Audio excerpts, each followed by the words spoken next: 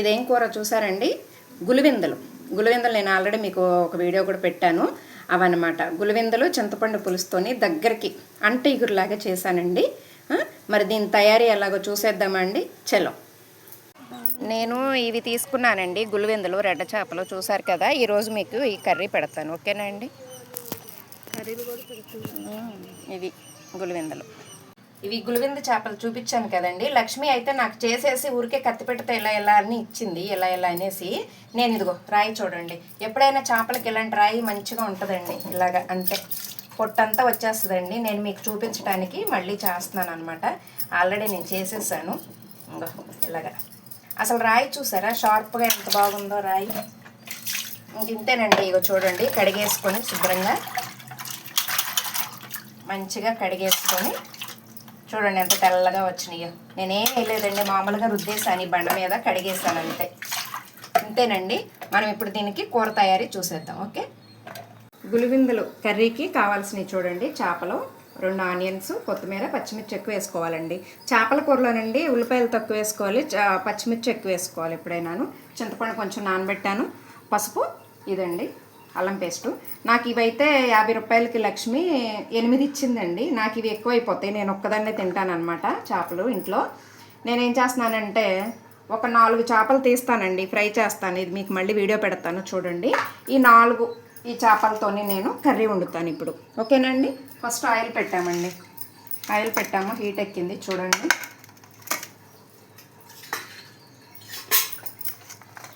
పచ్చిమిర్చి వేసుకోవాలండి. తర్వాత ఇది ఆనియన్స్, పచ్చిమిర్చి వేసేసుకున్నామండి. వేగుతున్నాయి కదండి. దాంట్లో కొంచెం పసుపు, చిటికెడు పసుపు, కొంచెం సాల్ట్ వేసుకుంటానండి. మంచిగా వేగుతాయి ఇవి, వేగాలండి మంచిగా. ముందు కొంచెం వేగింది కదండి, చూడండి అల్లం పేస్ట్ వేసేస్తున్నాను. ఇది కూడా పచ్చివాసన పోయేంత వరకు వేగాలండి. మనం చేపలు పెట్టినాకండి కారం వేసి తిప్పితే గరిటెతో ఇదవుతుంది కదండి, అందుకని నేను కారం కూడా ముందే వేసేసుకుంటానండి. మనం గరిటె పెట్టం కాబట్టి చేపల్లోకి కారము. చూసారండి, పచ్చిమిర్చి వేసానండి. 4 చేపలే కదా, కొంచెం తగ్గించి వేస్తాను. అలాగే గరం మసాలా పౌడర్ కూడా వేసేసుకుంటానండి, కొంచెం గరం మసాలా పౌడరు. ఇవన్నీ మంచిగా వేగాలండి. వేగిన తర్వాత మనకి అప్పుడు నేను చేపలు వేస్తాను అనమాట. వేగినాయి కదండి, ఇప్పుడు చేపలు ఇలా పెడుతున్నాను చూడండి. మంచిగా మనం ముందే ఇలాగే అడ్జస్ట్ చేసేసుకోవాలి.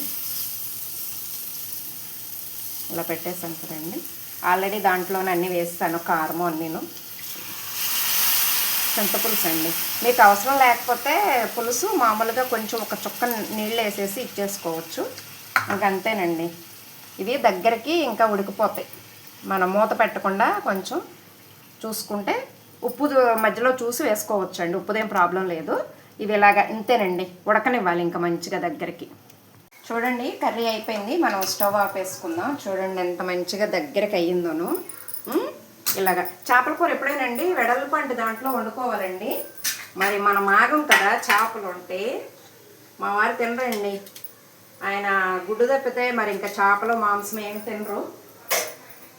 నేనే తింటాను అనమాట, అందుకే కొంచెమే తీసుకుంటాను ఏమైనా కానీ. నేను మీకోసము ఒక చేప ట్రై చేస్తానండి, టేస్ట్ చేసి చూపిస్తాను.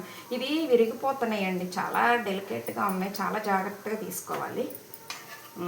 ఒకటే వేసుకుంటాను మీకు చూపించడానికి. చూడండి ఫ్రెండ్స్, ఇదండి చేప మాంసం ముక్కలాగా ఉంటుందండి, ముళ్ళు ఉండదు. చూడండి నేను ఇట్లా ఒలుస్తాను చూడండి, అదిగా ముక్క బాగా వస్తుంది, కాలుతుంది కానీ ఇట్లా అంటే వచ్చేస్తుంది అండి, ఇట్లా అంటే వచ్చేస్తుంది. ఇది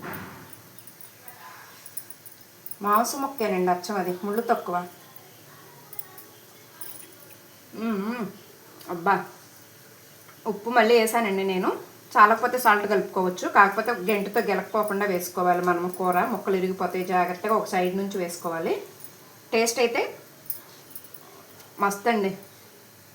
చూడండి ఎంత బాగుందో కర్రీ. ఒకసారి మీరు కూడా ట్రై చేయండి, ఓకేనా అండి?